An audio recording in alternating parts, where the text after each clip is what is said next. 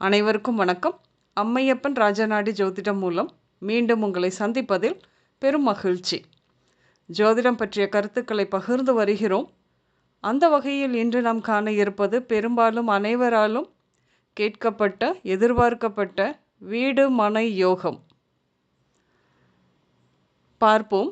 சொந்த வீடு அமையும் பாக்கியம் அனைவருக்கும் அமைகின்றதா என்றால் யோசிக்கத்தான் வேண்டி இருக்கிறது. ஆனால் சில காலங்களுக்கு முன்பு, அதாவது 1960-70களில் வீடு கட்டுவது என்பது அவரவர்களுடைய பணத்தை வைத்து சிறுக சிறுக சேர்த்து வைத்த காசை கொண்டு வீடு கட்டினார்கள். பெரும்பாலும் வீட்டை கட்டிப்பார், கல்யாணம் பண்ணிப்பார் என்றும் சொல்வார்கள். இப்படியாக வீடு கட்டுவது என்பதை பெரிய விஷயமாக இருந்த காலம் இன்று மிகவும் எளிதாகித்தான் போனது. நிறைய வங்கிகள் லோன் கொடுக்குறாங்க. அப்போது எப்படி பார்த்தாலும் இன்று வீடு கட்டுவது என்பது முன்பு இருந்தது போல கடினமான, நடக்க முடியாத விஷயமாக இல்லைதான்.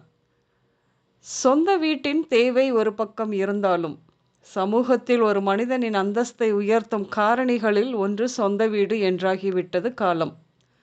அனைவரின் கனவும் கூட சொந்த வீடு. ஆனாலும் எனக்கு சொந்த வீடு அமைப்பு இருக்கா என்று கேட்கக்கூடிய சூழல்தான் இன்றும் நிலவுகிறது.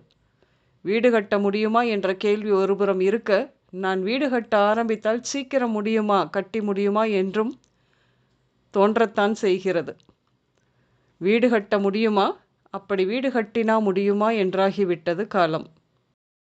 நிறைய பேர் வீட்டை கட்ட ஆரம்பித்து முடிக்க முடியாமல் திணற வேண்டியதாக இருக்கும். அதாவது எத்தனை வசதி வாய்ப்புகள் இருந்தாலும் சிலரால் சொந்த வீட்டில் வாழ முடிவது இல்லை. கைக்கு கிடைத்தது வாய்க்கு கிடைக்கவில்லை என்பதாகத்தான் இருக்கிறது. இது மாதிரியான குழப்பங்கள் வாழ்க்கையில் ஏற்படும் போது ஜோதிடத்தின் மூலம் தீர்வு காண முடியும். ஜோதிடம் மூலம் பார்த்தால் வீட்டை குறிக்கும் கிரகம் சந்திரன்.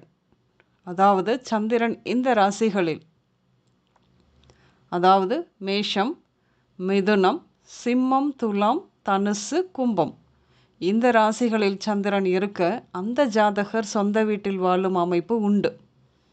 ஜாதகரின் குடும்பத்தில் ஒருவருக்கு சந்திரன் இப்படி அமைந்திருந்தாலும் அவர்கள் சொந்த வீடு கட்டி வாழும் அமைப்பு உண்டு என்று எடுத்துக்கொள்ளலாம்.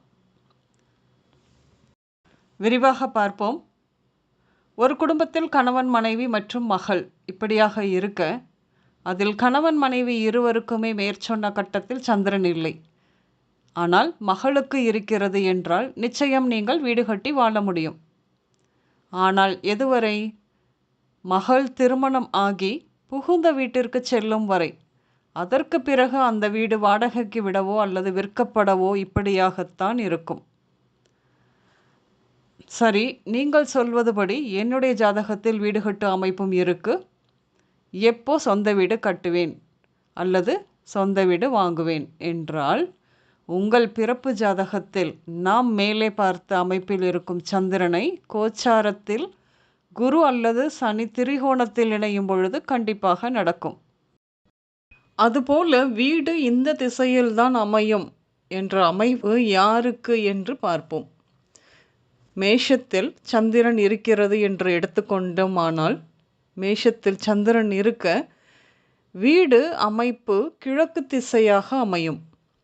அதே போல் ரிஷபத்தில் சந்திரன் இருக்க வீடு தெற்கு திசையாகவும், மிதுனத்தில் சந்திரன் இருக்க வீடு மேற்கு திசையாகவும், கடகத்தில் சந்திரன் இருக்க வீடு அமைப்பு வடக்கு திசையாகவும், சிம்மத்தில் சந்திரன் இருக்க வீடு கிழக்கு திசையாகவும், கன்னியில் சந்திரன் இருக்க வீடு தெற்கு திசையாகவும், துலாமில் சந்திரன் இருக்க மேற்கு திசையாகவும், விருச்சிகத்தில் சந்திரன் இருக்க வீட்டு அமைப்பு வடக்கு திசையிலும், தனுசுவில் சந்திரன் இருக்க வீடு கிழக்கு திசையாகவும், மகரத்தில் சந்திரன் இருக்க தெற்கு திசையில் வீடு அமைவதாகவும், கும்பத்தில் சந்திரன் இருந்தால் வீடு மேற்கு திசையாகவும், மீனத்தில் சந்திரன் இருக்க வீடு வடக்கு திசையாகவும் இப்படியாக அமைய வாய்ப்பு அதிகம் உண்டு.